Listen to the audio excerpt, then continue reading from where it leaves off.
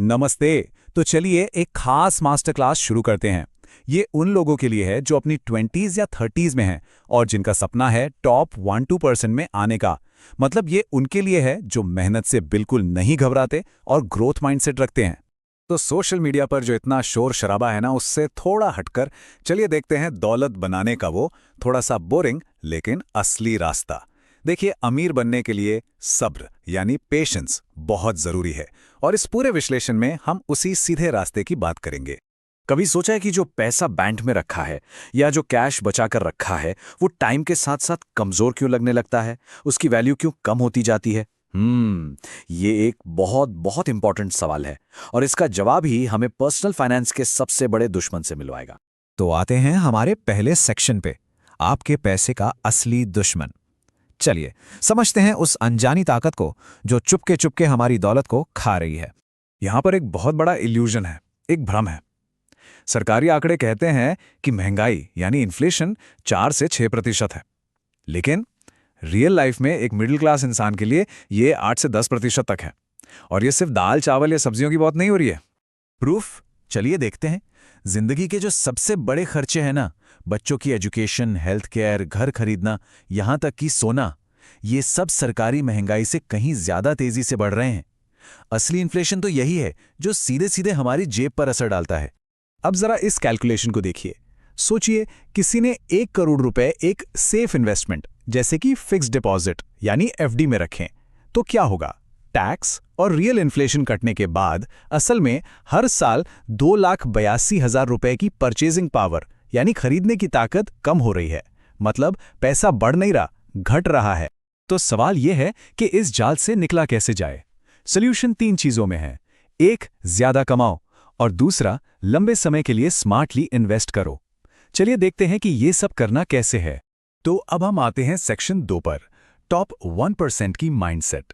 चलिए अब उन बड़े लाइफ चेंजिंग डिसीजंस की बात करते हैं जो एक सॉलिड फाइनेंशियल फाउंडेशन बनाते हैं।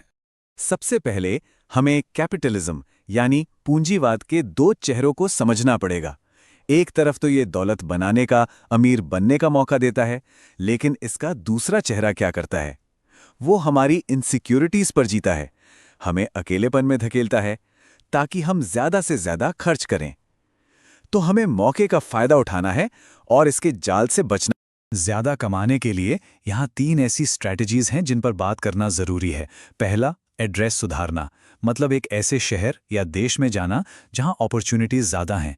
दूसरा, किसी एक फील्ड में इतना माहिर बन जाना कि कोई उसकी जगह ना ले सके, बिल्कुल बेस्ट। और तीसरा, एक ऐसा लाइफ पार्टनर चुनना जिसका माइंडसेट भी ग्रोथ वाला हो, जिसकी प्रायोरिटीज मिलती जुलती हो। अब एक ऐसी सलाह जो हो सकता है थोड़ी कंट्रोवर्शियल लगे, लेकिन इसमें एक गहरी सच्चाई है। अगर खर्चे सच में कम करने हैं तो अपने स्कूल और कॉलेज के फ्रेंड सर्कल से थोड़ी दूरी बनाना जरूरी हो सकता है। ऐसा क्यों? क्योंकि सबसे ज्यादा कंपैरिजन और पीयर प्रेशर वहीं से आता है ना?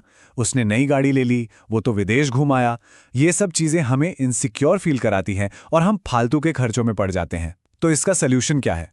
उन लोगों के साथ नेटवर्क बनाओ जो अपने करियर में हमसे 10-20 साल आगे हैं। उनसे इंस्पिरेशन मिलेगी, जेलसी नहीं। और अब आते हैं हमारे फाइनल सेक्शन पर, सेक्शन 3, दौलत का बोरिंग रास्ता। चलिए अब इन्वेस्टिंग के उस सिंपल से ब्लूप्रिंट को समझते हैं जो थोड़ा बोरिंग है पर एक्चुअली काम करता है। इन्वेस्टमेंट के लिए मोटा मोटी 2 ऑप्शंस है। पहला है इंडेक्स फंड, जो बेसिकली मार्केट की टॉप कंपनियों में पैसा लगा देता है। यह पैसिव है, इसकी कॉस्ट कम है। दूसरा है एक्टिव फंड, जहां एक फंड मैनेजर एक्टिवली स्टॉक्स चुनता है मार्केट को बीट करने के लिए। नेचुरली इसकी कॉस्ट, इसकी फीस ज्यादा होती है। देखिए, सबसे बेस्ट स्ट्रैटेजी खोजने से ज्यादा इंपॉर्टेंट है बड़ी गलतियों से बचना। ये 5 चीजें तो बिल्कुल नहीं करनी है। पहला, ऐसी किसी चीज में इन्वेस्ट मत करो जहां सारा पैसा डूब सकता है। दूसरा, जब मार्केट ऑल टाइम हाई पर हो तो एक साथ सारा पैसा मत डालो। तीसरा, मार्केट को टाइम करने की कोशिश भूल जाओ, कोई नहीं कर सकता। चौथा, एक्सपेंस रेशियो को कभी इग्नोर मत करो, ये एक हिडन कॉस्ट है जो रिटर्न खा जाती है। और पांचवा, सबसे इंपॉर्टेंट, एफएनओ ट्रेडिंग के चक्कर में तो बिल्कुल मत पड़ना। ये एक्सपेंस रेशियो कितना बड़ा फर्क डाल सकता है, जरा देखिए।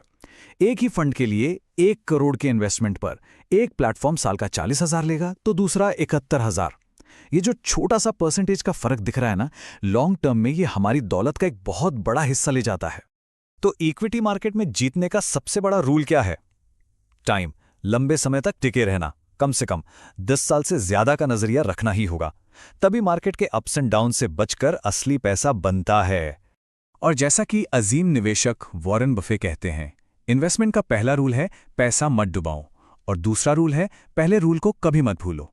इसका मतलब साफ है, सबसे पहले कैपिटल को प्रोटेक्ट करना है, रिटर्न उसके बाद आता है। तो आखिर में अमीर होने की असली डेफिनेशन क्या है? सोचिएगा इस पर। अमीर वो नहीं जिसके पास बस बहुत सारा पैसा है।